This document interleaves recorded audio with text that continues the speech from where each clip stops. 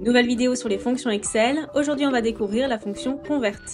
Cette fonction nous permet de convertir facilement des unités, que ce soit pour des longueurs, des températures et bien d'autres.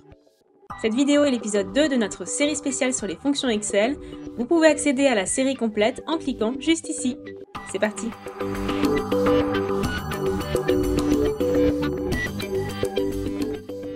Alors pour nous aider à bien comprendre la fonction convert, on va utiliser l'exemple d'une recette de cuisine qui nous vient tout droit du Québec.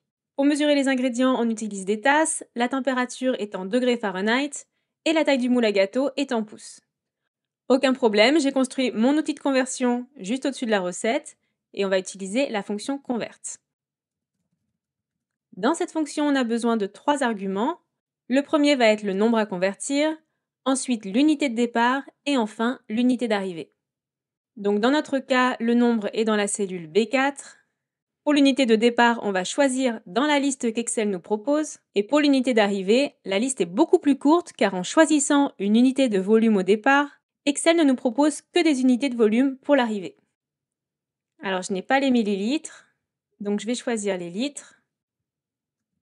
Et je vais multiplier le résultat par 1000 pour obtenir des millilitres.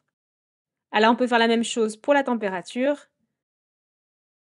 Mon nombre est dans la cellule B5. Ici, on va aller chercher les degrés Fahrenheit. Et on a accès aux unités de température, Celsius, Fahrenheit, Kelvin. Donc une fonction très pratique pour des travaux scientifiques. Mais dans notre cas, on va sélectionner degrés Celsius. Et enfin, pour la taille du plat, on va transformer nos 9 pouces en centimètres. Dans notre cas, on va choisir les mètres et on va multiplier le résultat par 100. Alors, petite précision, les majuscules et les minuscules des unités doivent être respectées. Par exemple, pour les degrés Fahrenheit, si on remplace par un F minuscule, j'obtiens un message d'erreur.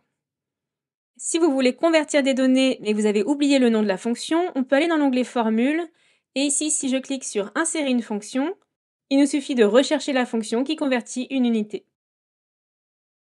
Alors l'exemple d'aujourd'hui est une des utilisations possibles de la fonction convert. Et vous, comment utilisez-vous cette fonction? Vous avez sûrement un exemple à partager en commentaire pour inspirer d'autres utilisateurs d'Excel. Pour rejoindre le challenge 30 jours, 30 fonctions Excel, c'est juste ici.